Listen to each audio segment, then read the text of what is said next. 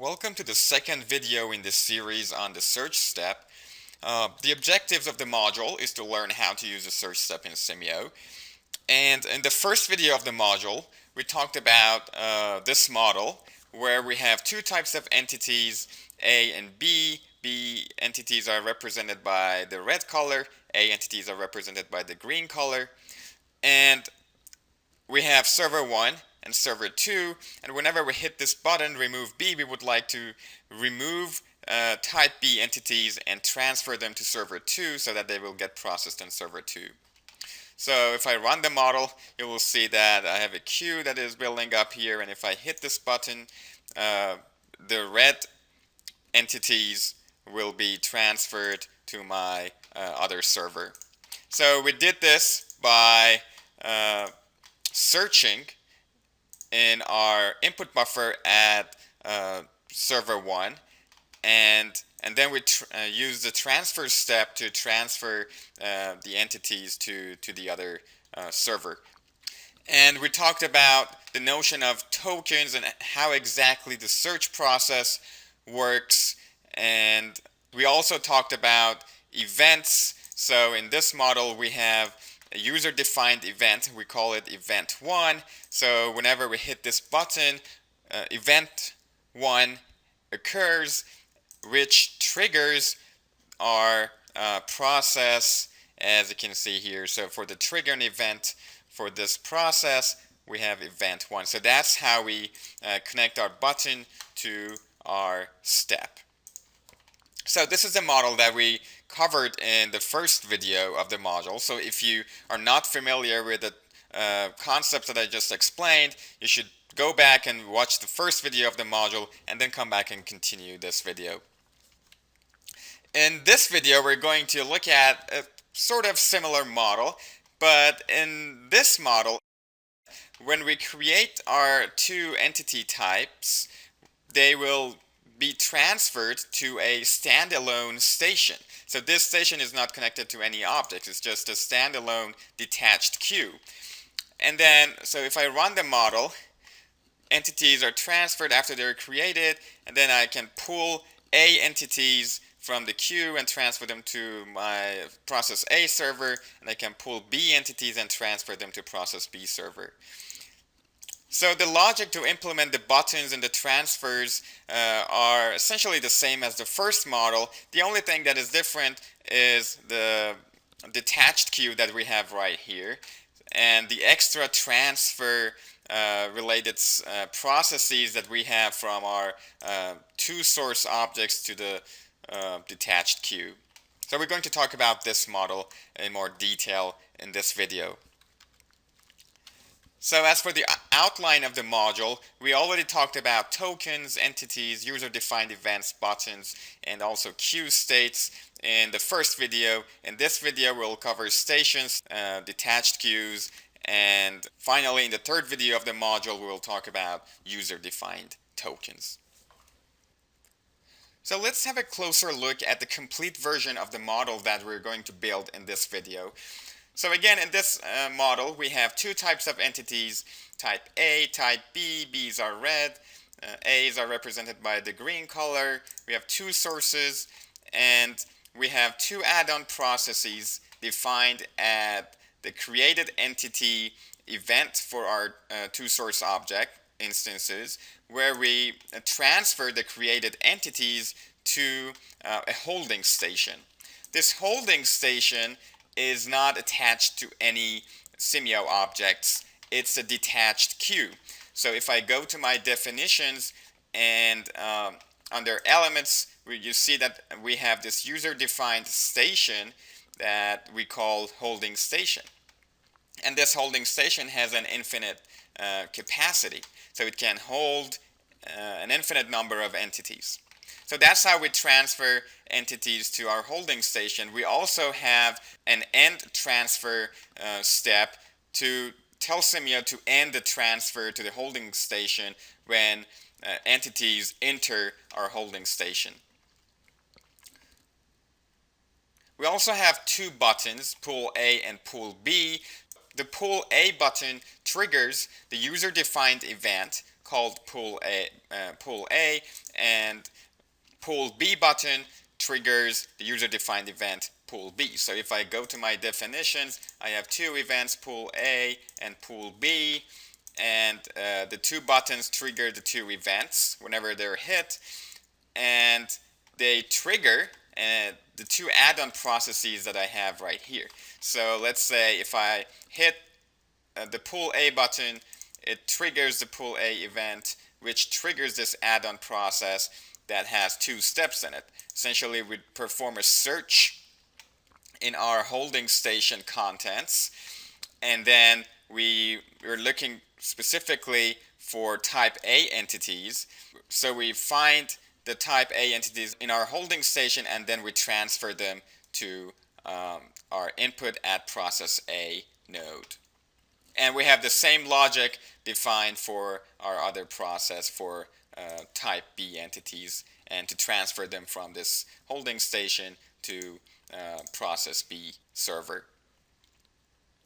So before we talk about the implementation of this model in Simio, I would like to talk about the notion of standalone stations and detached queues. So let's go back to the slides and talk about stations. A station is basically a capacity constraint location for holding entities. So stations have physical location in our facility window, and when you transfer an entity to a station, the physical location of the entity changes. Let's talk about the built-in stations that come with some of the Simio's standard library objects. So we have this instance of the server object definition called server 1. So server 1 has three stations. It has an input buffer station, a processing station, and an output buffer station. So the input buffer station holds the entities that are waiting to be processed on the server. So it holds the items that are, or entities that are in the queue for the server.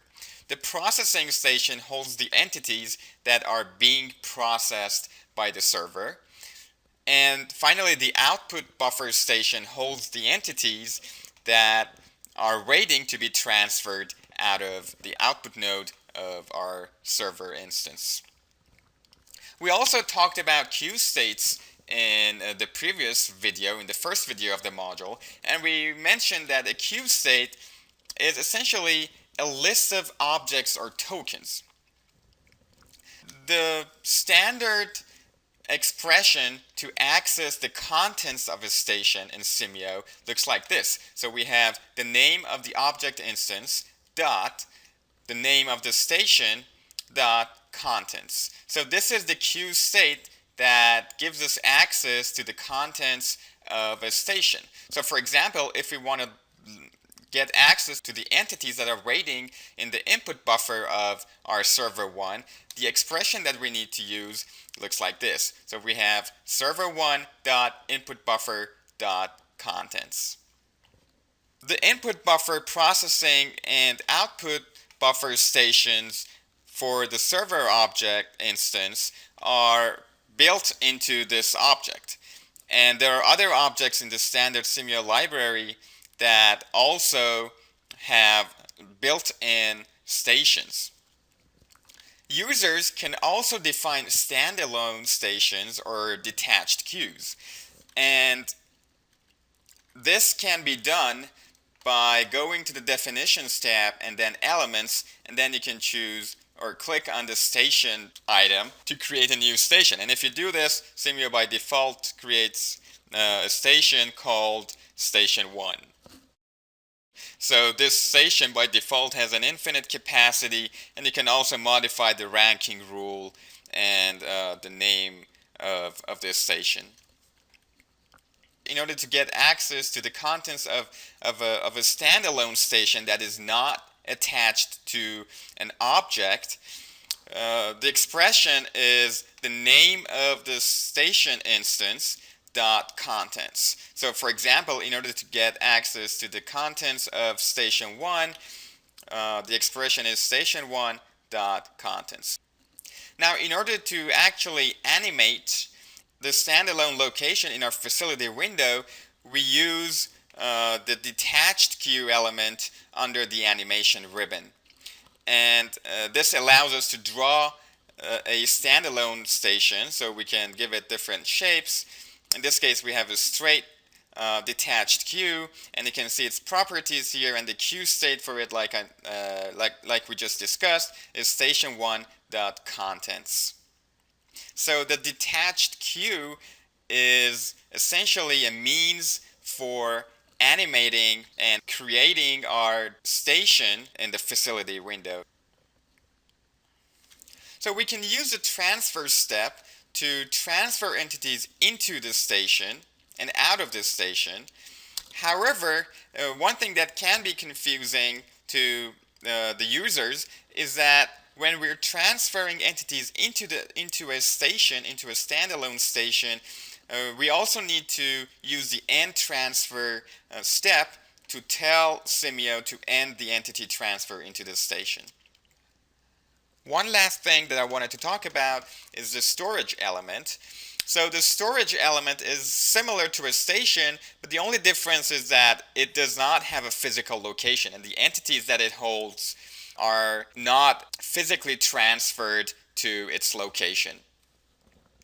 So in order to transfer entities in and out of a storage, we use the insert and remove steps instead of the transfer step. And also keep in mind that since this is not a physical queue or a physical location, an object may be inserted into more than one storage queue list at the same time. So now that we are familiar with stations and standalone stations and detached queues, we can go ahead and add these elements to our initial model. So here is our initial model. In this model, we have our source objects, our entity instances, and we have our servers and sinks. However, we do not have our station, we do not have any add-on processes, and that's what we're going to add to the model. Before I add the station, I would like to run this model so we can see what happens. So when I run this model, immediately when the first entity is created, I get this error that says, well, entity A19 has nowhere to go, so it's automatically destroyed. And that's because after the entity is created, it doesn't know where to go, which is why we get the warning that we just saw. So the first thing I'm going to add to the model is the station. So I have my model selected. I'm going to go to definitions, elements, and I'm going to add a station. And I'm going to call my station holding station. And it has an infinite capacity. I'm not going to change any of the other properties like the ranking rule and other properties. So now that we have defined or created our station, I can go back to my facility view, go to the animation ribbon, and select detached queue, and then I can draw my station on the facility view. So I can left click and bend it, and I can give it whatever shape I like. So I can then right click, and now I have my queue. I can also move the handles and change its shape. So let's make it look straight here. So here is my detached queue, and the queue state that I would like to have for this detached queue is for my station. So I'm going to go to holding station contents. The next thing that I need to add to the model is the add-on processes to transfer entities from the source objects to the holding station after they're created. So I'm going to select my first source, source 1, and go to add-on process triggers, and I would like to define an add-on process trigger on created entity. So whenever an entity is created, I'm going to transfer my entity from the current station to, this time not a node, but another station, which is my holding station. So I'm going to repeat the same process for my second source. So I'm going back to my facility view and select my second source, add-on process triggers, created entity, and in my add-on process I'm going to transfer from current station to my holding station. So in the slides, we mentioned that when we transfer entities into a station, we need to end the transfer process using an end transfer step. So let's see what happens if we don't use the end transfer step. So let me go ahead and run this model. And as you can see, what happens is the first entity starts its transfer, but the transfer never ends. So what happens is my entities keep piling up in the output buffer of my source objects because I can't start a new transfer because my transfer process is already in use by the very first entity that I create and transfer to the station. And that's why we need to use the end transfer to tell Simio to end the transfer process to our station. So what we're going to do is define a process, and in this process we would like to not transfer but end the transfer. And this process is triggered whenever an entity enters my station. So the triggering event for my process will be holding station, which is my user-defined or standalone station, and the event is the entered event. So holding station dot entered. So now I can go back to my facility window and run my model, and as you can see, my transfer process now works just fine. So the next thing that we need to add to the model is the logic to transfer entities from the station to their respective processing station by hitting the button. So the first thing I need to do is define my events. So I'm going to define a new event. I'm going to call it event A, and I'm going to go back to my facility window and I'm going to go to animation and create a button, and I'm going to call my first button pull A, and the event that this button triggers is event A, the user-defined event that I just defined. And then I can go to my process, create a new process that is triggered whenever event A happens. So whenever I hit the button pull A, this process will be triggered. And in this process, similar to what we had in the first model, we're going to have a search step and then a transfer step. So in the search step, we're going to search in a queue state, but this time our queue state will be the name of our station, which is holding station dot contents. And we're going to do a forward search, and the match condition, since this process is defined for type A entities, is going to be candidate dot object dot is dot A. So we've talked about these properties of the search step in the first video. So if you are not familiar with queue states and the candidate term that we have in the match condition, I would suggest that you go back and refer to the first video of the module. And since we do not know how many entities of type A we're going to have in the queue when we hit the button, we're going to set the limit to infinity. And finally, I have my transfer step where I transfer my entities from their current station, which is my holding station, to the node, and the node is input at process A. So now I can go back to my facility window, run the model, and whenever I hit the pull A button, my green entities that are of type A will be transferred to my process A station.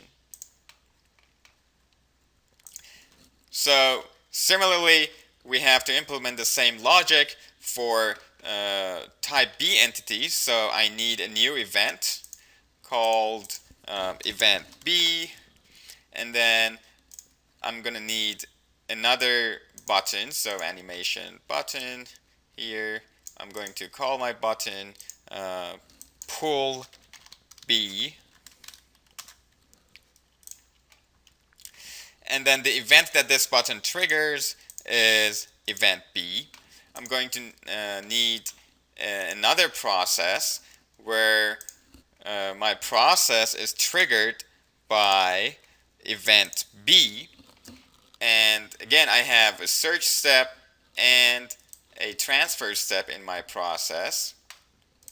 So in the search step properties, I'm going to search in the queue state. My queue state will be my holding station contents, and forward search, my matching condition will be again candidate dot object. So from the object candidates, I'm looking for those that are type B.